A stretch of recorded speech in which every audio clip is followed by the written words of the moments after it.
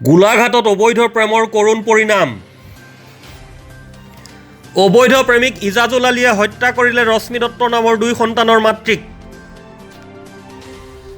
গোটৰ ধন আত্মসাতৰ বাবে ভণ্ড প্ৰেমিক ইজাজুলে হত্যা কৰিলে সহকৰ্মীৰ পত্নীক। মঙলবাৰে গোলাঘাট জিলাৰ চুমনিগাঁও আৰক্ষীয়ে এগৰাকী বিবাহিতা নিৰুদ্দিষ্ট মহিলাৰ মৃতদেহ উদ্ধাৰ কৰাৰ লগতে ভণ্ড প্ৰতাৰক প্ৰেমিকক গ্ৰেপ্তাৰ কৰা ঘটনাই গোলাঘাটত তীব্ৰ চাঞ্চল্যৰ সৃষ্টি কৰিছে। ঘটনাৰ বিৱৰণী মতে গোলাঘাটৰ হাতীয়াখোৱাৰ দেৱেন দত্ত আৰু গোলাঘাট চহৰৰ পাৰ্শ্বৱৰ্তী মইনাপাৰাৰ ইজাজুল আলীয়ে একেটা বিস্কুট ফেক্টৰীত কাম কৰিছিল।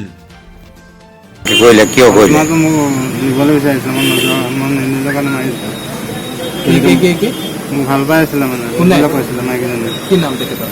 ৰশ্মি দত্ত। ৰশ্মি দত্তক ভাল পাইছিলে। তেওঁ ভাল পাইছোঁ, মই ভাল পাইছোঁ। মোক নিবলৈ কৈছোঁ, নিজে নামানে কাৰণে মাৰিছোঁ। কিমান দিনৰ পৰা ভাল পাইছিল? হ'ল 1.5 বছৰমান হয়।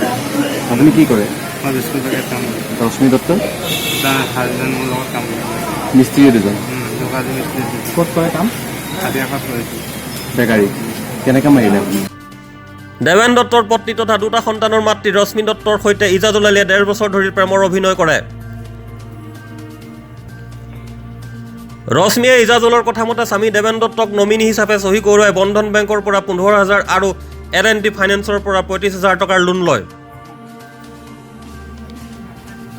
পাছত ইজাজুলৰ কথামতে যোৱা 24 ছেপ্টেম্বৰত ৰশ্মিয়ে কণমানি 2টা ল'ৰা ছোৱালী আৰু স্বামী দেৱেন দত্তক এৰি থৈ গোলাঘাটলৈ আহি ইজাজুলক সকলো ধন দি দিয়ে। এটা 15,000 লৈছোঁ, এটা 35,000। তাৰপিছত এইকেইটা আপুনি কি কৰিলে? দিলোঁ, প্ৰায় ধাৰ মাৰিলোঁ। তাইক পইচা দিলে? আপুনি গোটৰ পইচা লৈছিলে, আপুনি ল'লে মানে? পইচা মানুহগৰাকী মাৰি পেলাইছিল তেনেকৈ। মই ভবা নাছিলোঁ, মই বুজাই আছোঁ। ইফালে ৰশ্মি দত্ত হঠাতে ঘৰৰ পৰা নোহোৱা হোৱা দেৱেন দত্তই তেওঁৰ পত্নীক ইজাজুল আলীয়ে অপহৰণ কৰিছে বুলি যোৱা 24 ছেপ্টেম্বৰত চুমনিগাঁও আৰক্ষী থানাত এক এজাহাৰ দাখিল কৰে। আৰক্ষীয়ে ক্ষিপ্ৰতাৰে অভিযান চলাই মঙলবাৰে ইজাজুলক গোলাঘাটত গ্ৰেপ্তাৰ কৰাৰ পিছত সমগ্ৰ ঘটনা পোহৰলৈ আহে। চুমনিগাঁও আৰক্ষী থানাৰ ভাৰপ্ৰাপ্ত বিষয়া শেখাউদ্দিন আহমেদৰ জেৰাত ইজাজুলে গোটৰ লোনৰ ধন সৰকোৱাকে ধৰি উল্লেখিত সকলো কথা স্বীকাৰ কৰে। লগতে ইজাজুলে স্বীকাৰ কৰি কয় যে মঙলবাৰে দিনৰ প্ৰায় 11 বজাত ৰশ্মি দত্তক লগত লৈ এখন মেজিক গাড়ীত ফৰকাটিঙৰ শিঙিজান দলঙৰ ওচৰত নমায় আৰু পথাৰৰ মাজেৰে কথা পাতি 200-300 মিটাৰমান নিলগৰ পথাৰৰ মাজৰ এক জনপ্ৰাণীহীন ঠাই পায়গৈ। সেই ঠাইতে পথাৰৰ বোকাত ৰশ্মিৰ মূৰটো সুমুৱাই ৰশ্মিক নিৰ্মমভাৱে হত্যা কৰে। ধৰি পেলাই মাৰিছোঁ। ডিঙি চেপি মাৰিছে? নাই, এনেকৈ তলফালে মাথাটো দি পেলাই মাৰিছোঁ। পানীত মাথাটো পথাৰত? তাৰপিছত ক'ত কি কৰিলে ডেড বডিটো? তাতে থৈ আহিলোঁ। পুতি আহিলে? ফুটা নাই, ওপৰতে থৈ ক'ত? তাতে য'ত মাৰিছোঁ। পথাৰলৈ কেনেকৈ লৈ গ'ল আপুনি? কি কাৰণে? মোৰ লগত ভাল, মোক কথা পাতি বুলি কৈছে। আপুনি পৰিকল্পনা কৰি গৈছিলে তাতে মাৰিম? হয়। তাৰপিছত লৈ যোৱাৰ পিছত পেলাই মাৰিলে তাই? এইটো কোনদিনা কথা? কালি 11 বজাত। সোমবাৰে?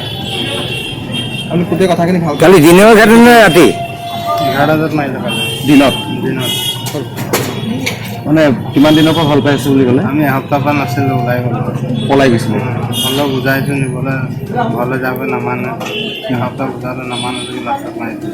গোটৰ টকা কিমান লৈছিলে তাই?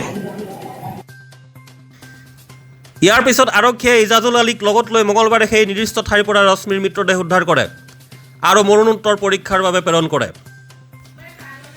দেৰগাঁৱৰ পৰা বিদ্যান বৰদলৈ, বিশেষ প্ৰতিবেদন, কাজিৰঙা টাইমছ।